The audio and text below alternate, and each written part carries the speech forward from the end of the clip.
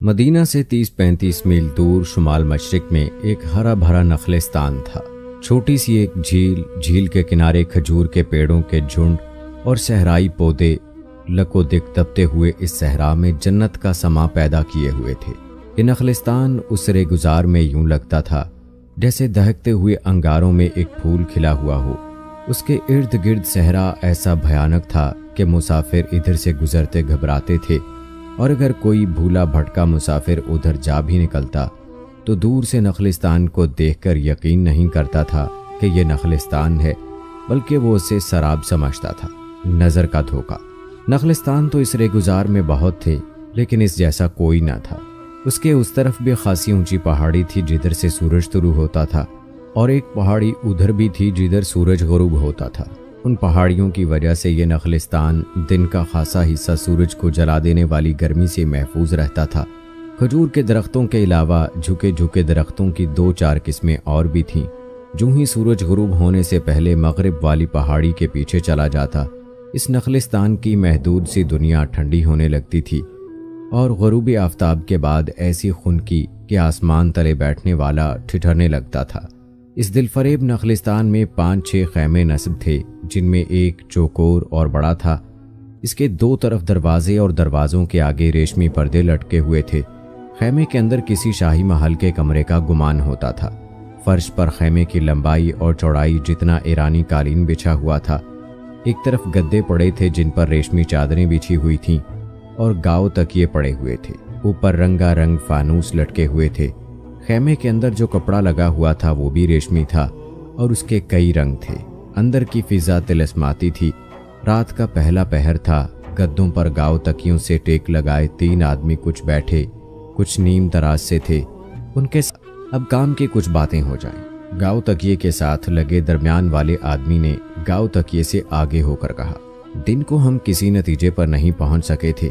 ہم خوش تھے کہ محمد صلی اللہ علیہ وآلہ وسلم کے اس دنیا سے اٹھ جانے کے بعد مسلمان پھر قبیلوں میں بٹ کر بکھر جائیں گے، اور ہم انہیں ایک بار پھر ایک دوسرے کا دشمن بنا کر جاہلیت کے اسی دور میں پہنچا دیں گے جہاں سے انہیں ان کے رسول نے نکالا تھا۔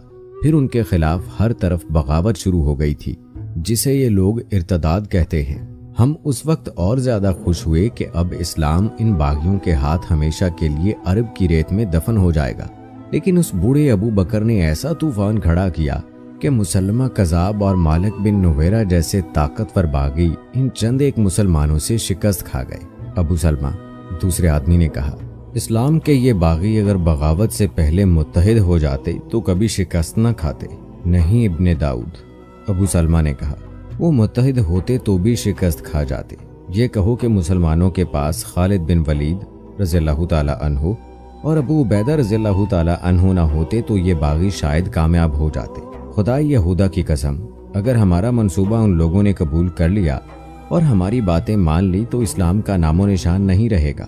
میں ایک بات کہوں ابو سلمہ، ایک اور آدمی بولا، تم کامیاب نہیں ہو سکتے۔ تم یہودی ہو اور تمہاری تاریخ میں صرف منصوبے ملتے ہیں، سازشوں کے منصوبے، قتل کرانے اور بھاگ نکلنے کے منصوبے۔ تمہیں میری بات سے رنج نہیں ہونا چاہیے۔ یہ نہ سمجھنا کہ میں نصرانی ہوں اس لیے یہودیوں کے خلاف بات کر رہا ہوں۔ تم کھل کر بات کرو اسحاق، ابو سلمہ نے کہا۔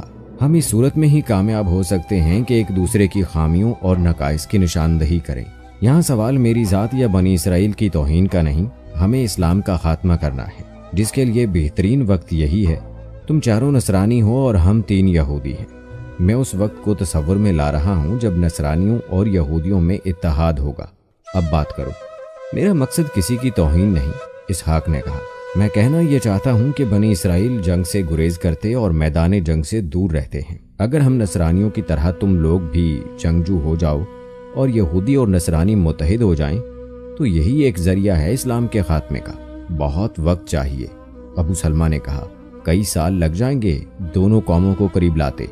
ہمارے دانش مند بزرگ کہہ گئے ہیں کہ کسی قوم کو تباہ کرنا ہو تو اس کی قیادت کو بد کردار بنا دو، اور جو کردار سے دستبردار نہیں ہوتا اسے ایسے خفیہ طریقے سے قتل کر دو کہ قاتل کا سراغ نہ ملے۔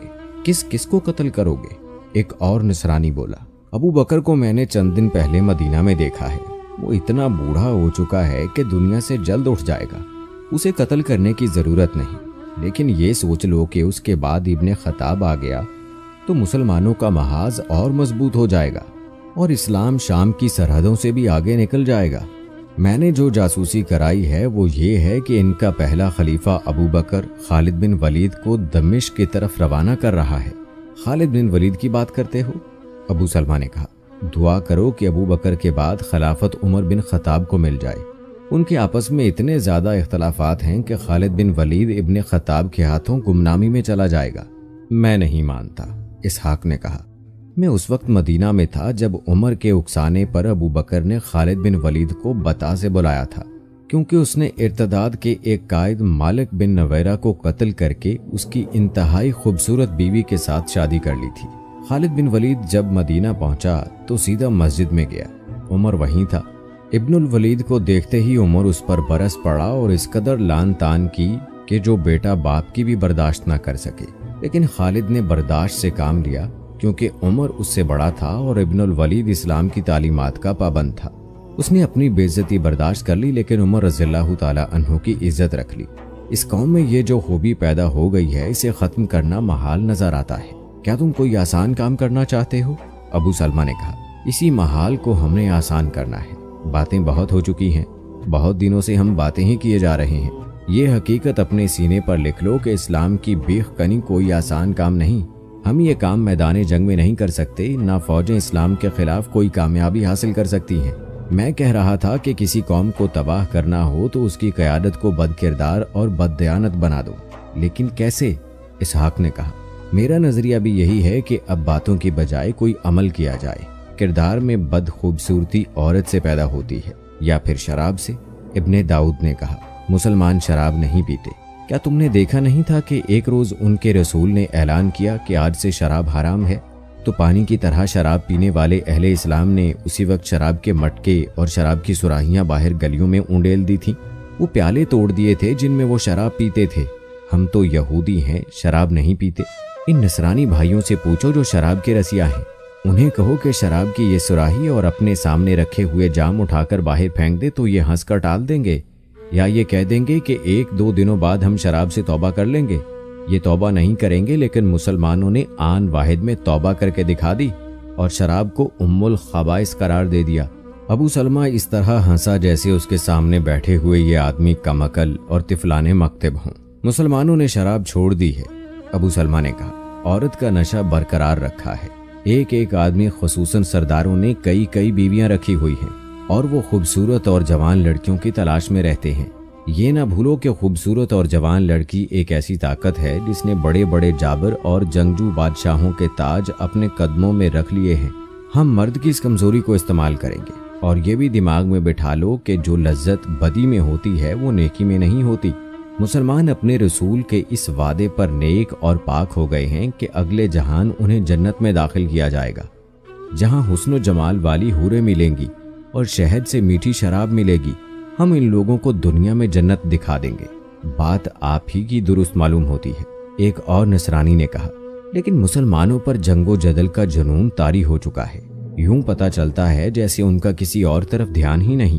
کرنا ہے تو یوں کریں کہ یہودیوں اور نصرانیوں کو تیار کریں کہ وہ ظاہری طور پر اسلام قبول کر کے ان کی فوج میں شامل ہو جائیں اور میدان جنگ میں انہیں دھوکہ دیں اور ان کی شکست کا باعث بنیں۔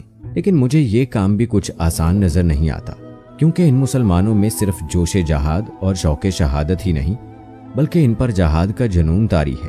میدان جنگ میں اگر ان کا آدھے سے زیادہ لشکر مارا جائے تو باقی لشکر بھاگتا نہیں، بلکہ پہلے سے دگنی طاقت استعمال کر کے اپنے مرے ہوئے آدھے لشکر کی کمی پوری کر دیتا ہے۔ یہ کام بھی وقت طلب ہے، ابو سلمہ نے کہا، یہ بھی آگے چل کر کریں گے۔ یہ تو تم سب کو معلوم ہے کہ ہمارے کئی آدمی مسلمانوں میں نظریاتی تخریب کاری میں مصروف ہیں۔ مسلمان اپنے رسول کی احادیث کے شیدائی ہوتے چلے جا رہے ہیں۔ انہیں کہیں سے پتہ چلتا ہے کہ محمد صلی اللہ علیہ وآلہ وسلم نے یہ بات بھی کہی تھی تو لوگ فوراً لکھ لیتے ہیں۔ بنی اسرائیل کے یہ آدمی جن کا میں ذکر کر رہا ہوں مسلمانوں میں من گھڑت احادیث مشہور کر رہے ہیں، اور لوگوں نے انہیں صحیح احادیث میں شامل کرنا شروع کر دیا ہے۔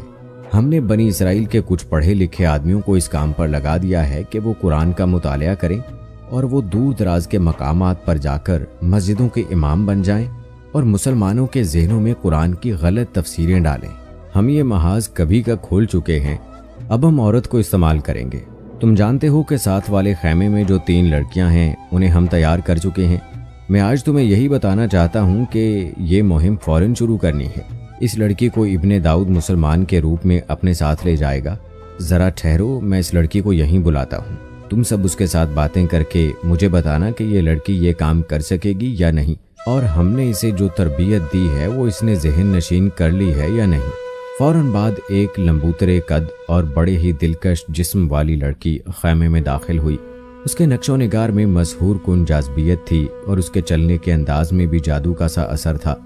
بنت یامین، ابو سلمہ نے اس لڑکی سے کہا، اس وقت سے تم مسلمان ہو اور تمہارا نام یہی ہوگا۔ تم ایک مسلمان کی بیوی بننے جا رہی ہو۔ بنت یامین نے فوراً وہ چادر جو اس نے کندھوں پر پھیلا رکھی تھی دونوں ہاتھوں سے اٹھا کر اس سے اپنا سر ڈھانپ لیا، اور پھر یہ چادر اس طرح لپیٹ لی کہ اس کا سینہ اور اوپر ناک تک جسم ڈھانپا گیا، صرف آنکھیں نظر آتی تھیں۔ پیشانی پر بھی اس نے چادر لے لی تھی، پھر اس نے سر جھکا لیا۔ خیمے میں بیٹھے ہوئے ہر آدمی نے اس کے ساتھ کوئی نہ کوئی بات کی۔ لڑکی نے ہر بات اور ہر سوال کا موزوں جواب دیا، اور جواب دینے کا انداز ایسا تھا جیسے وہ شرم و حیا سے مری جا رہی ہو۔ پھر اسے پوچھا گیا کہ ایک مسلمان کی بیوی بن کر وہ کیا کرے گی۔ اس نے جو تربیت حاصل کی تھی اس کے مطابق تفصیلی جواب دیا۔ میرے ساتھ زیادہ باتیں نہ کریں، بنت یامین نے کہا۔ آپ کے تمام سوالوں کے جواب میرے عمل سے ملیں گی، جس کے لیے میں بالکل تیار ہوں۔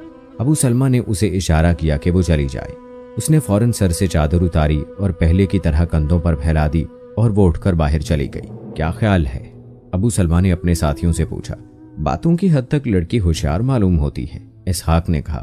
اس خیمے میں تو اس نے ہمیں مطمئن کر دیا ہے، دیکھنا یہ ہے کہ مسلمانوں کے خیمے میں جا کر یہ کیا کرے گی یا کیا کر سکے گی۔ اتنی حسین لڑکی کسی بھی مسلمان پر جادو کی طرح چھا سکتی ہے، ابو سلمہ نے کہا۔ ہمیں تمہاری ہر بات سے اتفاق ہے ابو سلمہ، ایک نصرانی نے کہا۔ ہمیں خوش فہمیوں میں مبتلا نہیں ہونا چاہیے۔ میں چاہتا ہوں کہ اپنے پچھلے ناکام تجربوں کو سامنے رکھیں۔ مسلمانوں کے خلاف ہماری ہر سازش ناکام ہوئی ہے۔ مجھے خیبر کا معرکہ یاد ہے۔ مسلمانوں کی قیادت ان کے اپنے رسول صلی اللہ علیہ وآلہ وسلم کے ہاتھ تھی، اور مسلمانوں نے فتح حاصل کر لی تھی۔ بنی اسرائیل کی ایک عورت زینب بنت حارث نے، جو سلام بن شکم کی بیوی تھی، محمد صلی اللہ علیہ وآلہ وسلم کو قتل کرنے کا کتنا اچھا طریقہ آزمایا تھا۔ اس نصرانی نے غزوہ خیبر کے فوراً بعد کا واقعہ سنایا۔ اس یہودن نے رسول اکرم صلی اللہ علیہ وآلہ وسلم کے پاس جا کر عقیدت مندی کا اظہار اور والہانہ طریقے سے کیا تھا، اور عرض کی کہ وہ رسول اللہ صلی اللہ علیہ وآلہ وسلم کو اپنے گھر کھانے پر مدعو کرنا چاہتی ہے۔ حضور نے اس یہودن کی جذباتیت سے متاثر ہو کر دعوت قبول کر لی تھی، اور اسی شام اس یہودن کے گھر چلے گئے۔ آپ صلی اللہ علیہ وآلہ وسلم کے ساتھ بشر ابن البارہ بھی تھے۔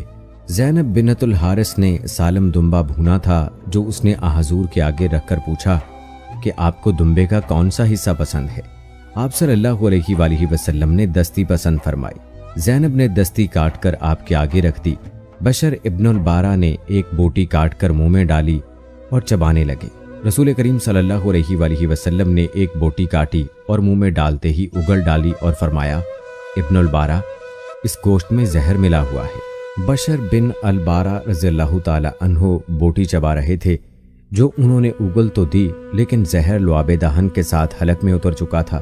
اے یہودن، حضور صلی اللہ علیہ وآلہ وسلم نے بنت حارث سے فرمایا، خدا کی قسم تو نے اس گوشت میں زہر ملایا ہوا ہے۔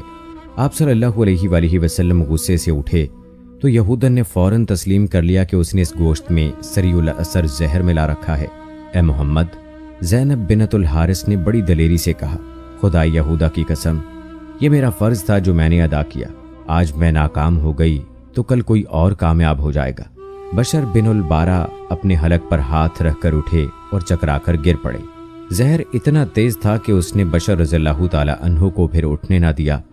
وہ زہر کی تلخی سے تڑپے اور فوت ہو گئے۔ رسول اللہ صلی اللہ علیہ وآلہ وسلم نے زینب بنت الحارث اور اس کے خاوند کے قتل کا حکم دیا، اور خیبر کے یہودیوں کے ساتھ آپ صلی اللہ علیہ وآلہ وسلم نے جو مشفقانہ رویہ اختیار کیا تھا وہ منسوخ فرمایا، اور حکم دیا کہ یہودیوں پر اعتماد نہ کیا جائے اور ان کے ہر قول و فعل پر نظر رکھی جائے۔ مورخ ابن اسحاق لکھتے ہیں، مروان بن عثمان نے مجھے بتایا تھا کہ رسول اللہ صلی اللہ علیہ وآلہ وسلم آخری مرض میں مبتلا تھے۔ آپ صلی اللہ علیہ وآلہ وسلم نے وفات سے 2-3 روز پہلے بشر البارہ سے جب وہ آپ صلی اللہ علیہ وآلہ وسلم کے پاس بیٹھی تھیں فرمایا تھا، بشر، میں آج بھی اپنے جسم میں اس زہر کا اثر محسوس کر رہا ہوں جو اس یہودن نے گوشت میں ملایا تھا۔ میں نے گوشت چبایا نہیں، اگل دیا تھا، مگر زہر کا اثر آج تک موجود ہے۔ اس میں شک و شبے کی گنجائش نہیں کہ رسول اکرم صلی اللہ علیہ وآلہ وسلم کی آخری بیماری کا باعث یہی زہر تھا۔ نصرانی نے یہ واقعہ ابو سلمہ ابن داؤد اور سب کو سنایا۔ مجھے یہ واقعہ یاد ہے، ابو سلمہ نے کہا، مجھے اپنے تمام تجربات یاد ہیں جن میں ہم ناکام رہے تھے۔ مدینہ پر قریش کا حملہ کوئی پرانی بات تو نہیں۔ مسلمانوں نے مدینہ کے ارد گرد خندق کھود ڈالی تھی۔ بنی اسرائیل مدینہ میں تھے، انہوں نے محمد کو اپنی وفاداری کا یقین دلا رکھا تھا اور مسلمان ان پر اعتماد کرتے تھے۔ ہم نے اس اعتماد سے فائدہ اٹھانے کی ٹھان لی۔ مسلمانوں نے اپنی عورتوں اور بچوں کو ایک قلعہ نما مکان میں اکٹھا کر لیا تھا۔ ہمارا ایک آدمی محمد صلی اللہ علیہ وآلہ وسلم کے قتل کے لیے رات کے وقت جا رہا تھا۔ وہ اس مکان کے قریب رک گیا تو اسے احسان نے دیکھ لیا اور محمد صلی اللہ علیہ وآلہ وسلم کی پھوپھی صفیہ رضی اللہ تعالی عنہا کو بتایا کہ ایک یہودی مشکوک انداز سے کھڑا ہے۔ وہ بنو قریظہ کا آدمی تھا، اس کے پاس برچھی تھی۔ صفیہ رضی اللہ تعالی عنہا ایک ڈنڈا لے کر باہر نکلی اور عقب سے اس آدمی کے قریب جا کر للکارا۔ ہمارے آدمی نے گھوم کر دیکھا اور صفیہ پر وار کرنے کے لیے برچھی تانی، مگر صفیہ نے فوراً اس کے سر پر ڈنڈا مارا۔ وہ چکرا کر گرا۔ صفیہ نے ڈنڈے کی ضربوں سے اس کی کھوپڑی کچل ڈالی۔ ہم نے تو ان مسلمانوں پر جو مدینہ میں خندق کے اندر کی طرف رات کو سوئے یا بیٹھے ہوئے تھے حملہ کرنے کی بھی سوچی تھی، لیکن اس آدمی کے قتل سے یہ راز کھل گیا کہ ہماری نیت ٹھیک نہیں۔ اس کا نتیجہ یہ ہوا کہ محمد صلی اللہ علیہ وآلہ وسلم کے حکم سے یہودیوں کو قتل کر دیا گیا۔ وہ وقت ہمارے لیے زیادہ موزوں تھا، ابن داؤد نے کہا۔ اس وقت خالد رضی اللہ تعالی عنہ نے بھی اسلام قبول نہیں کیا تھا۔ اکرمہ اور ابو سفیان بھی مسلمان نہیں ہوئے تھے۔ یہ تینوں بڑے دلیر اور اثر و رسوخ والے آدمی تھے اور خندق کے مارکے میں مدینے کے محاصرے میں شریک تھے، لیکن محمد صلی اللہ علیہ وآلہ وسلم کی پھوپھی صفیہ نے بنو قریظہ کے اس آدمی کو قتل کیا تو ہمارا منصوبہ بے نقاب ہو گیا۔ میرے رفیقو، یہ مت سوچو کہ پہلی ہی کوشش کامیاب ہوا کرتی ہے۔ ناکامیاں مل کر کامیابی کی صورت اختیار کرتی ہیں۔ اب ہم نئے منصوبے پر عمل کریں گے۔ بنت یامین کو کل بھیج دیں گے۔ میں یہ تمہیں بھی بتا دوں کہ ہم نے ایک مسلمان کو منتخب کر لیا ہے۔ ہمیں امید ہے کہ وہ بنت یامین کے ساتھ شادی کر لے گا۔ وہ کس مسلمان کا ذکر کر رہا تھا دوستو، یہ ہم آپ کو بتائیں گے اپنے اگلے ایپیسوڈ میں۔ دوستو، آج سے ہم نے اپنی نئی سیریز کا آغاز کیا ہے۔ اس سیریز کا پہلا ایپیسوڈ آپ کو کیسا لگا، اس حوالے سے اپنی رائے کا اظہار کمنٹ باکس میں لازمی کیجیے۔